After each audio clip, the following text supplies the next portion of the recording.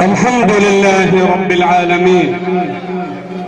الحمد لله رب العالمين الذي قصر الخشية على العلماء، وأشهد أن لا إله إلا الله رفع قدر العلم ومن اتصف به إلى عنان السماء، وأشهد أن لا إله إلا الله وحده لا شريك له، وأشهد أن محمدا عبده ورسوله.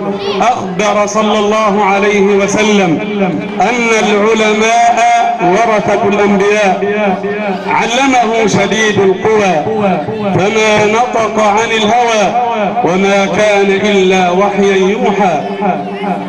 أما قبل فيا معاشر الحاضرين الكرام جميعا، طبتم وطاب ممشاكم، وطيب الله وجوهكم وقلوبكم وأبدانكم.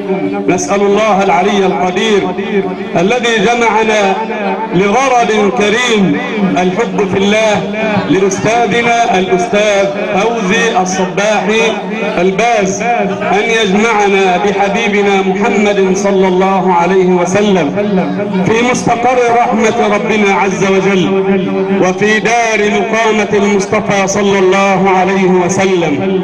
وأما بعد، فقبل أن أشرع في كلمتي التي ما أوفق فيها إلا بالله عز وجل، فما توفيقي وإياكم إلا بالله، عليه توكلنا وإليه ننيب. أبث هذا البيت من خير ما قيل في حق المعلم لأمير الشعراء أحمد شوقي، وأقف باحترام وإجلال وتقدير وإكبار وتعظيم لحق هذا الأستاذ الفاضل، قائلا له: قف للمعلم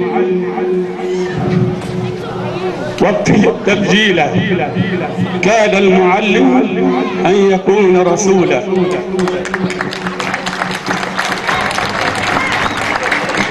أيها الأحبة الكرام، والله وقعت في حيرة من أمري حينما بلغت أن علي أن ألقي كلمة في تكريم هذا الصرح العظيم، المدرسة في شخص الأستاذ فوزي الصباحي الباز.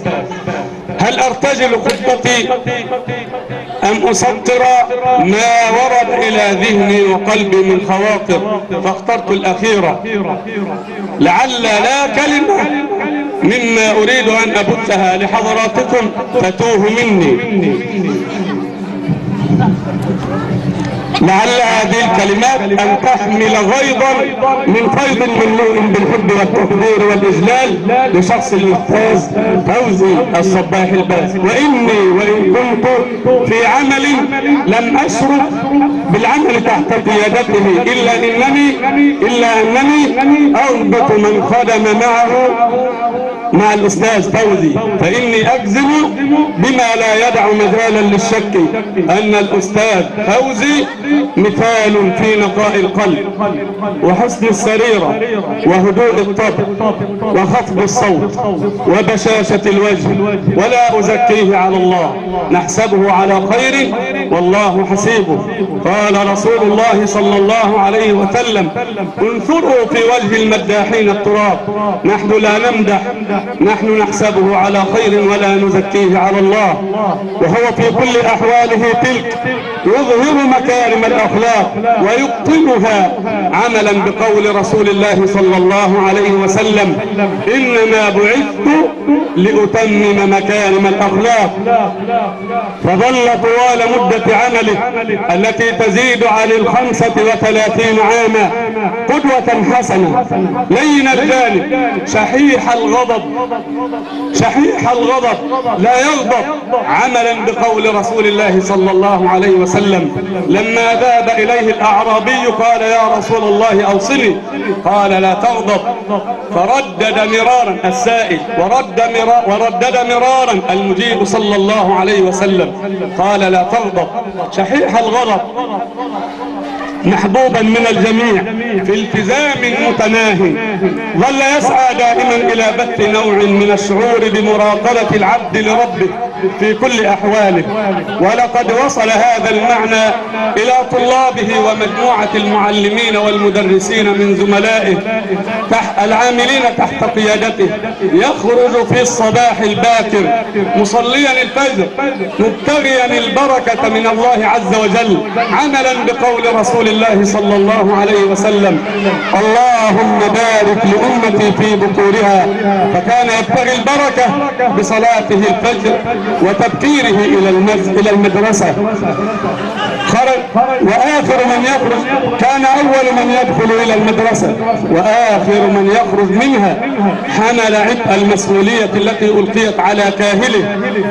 وما أصعب المسؤولية وتبعاتها، حفظ للمهنة شرفها فاستقام على أمر الله وصدق وكان حليما أمينا حازما. والألفة في قلوبنا لبعضنا لن يرحمنا الله إلا إذا ترحمنا وعملنا بقول رسول الله صلى الله عليه وسلم: الراحمون يرحمهم الرحمن، ارحموا من في الأرض يرحمكم من في السماء.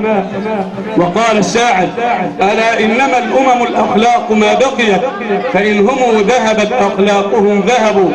الأستاذ فوزي، ونرجو أن نكون جميعا كمثله وكمثل في المقام الأول رسول الله صلى الله عليه وسلم الذي حصر بعثته ورسالته في قوله صلى الله عليه وسلم: إنما بعثت لأتمم مكارم الأخلاق. فهيا ننشر حسن الخلق بين قلوبنا لبعضنا. أيها الأحبة الكرام، قال ربنا عز وجل جامعا لمكارم الأخلاق في آية واحدة: إن الله يأمر بالعدل والإحسان وإيتاء ذي القربى وينهى عن الفحشاء والمنكر والبغي يعظكم لعلكم تذكرون. ونحن أيها الأحبة الكرام إذ نكرم الأستاذ فوزي، وهذا أقل شيء نقدمه له بعد هذه الرحلة الطويلة، نقول بكل صوت يملأه الحب: جزاك الله عنا خيرا عما قدمت من علم وعلمت وأدب وأدبت، وجعل الله ما قدمت في ميزان حسناتك يوم أن نلقى الله عز وجل. متعك الله بالصحة والعافية وراحة البال والجسد ما عشت يا أيها الغالي على قلوبنا. ولا أنسى أن أوجه شكري إلى الحاج حسن شوقي النجار عمدة القرية، ونهنئه على ما خرج مما نسب إليه زورا وبهتانا.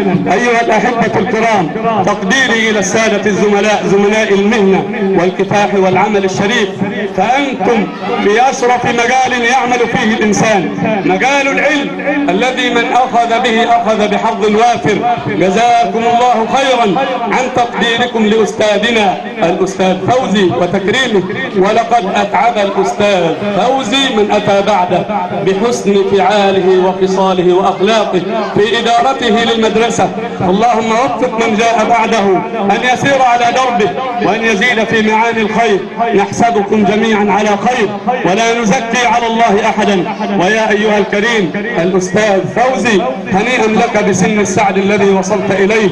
أسأل الله العلي القدير أن يكتب لنا ولك ولجميع المسلمين السعد والسعادة في الدنيا والآخرة. أقول قولي هذا وأستغفر الله لي ولكم.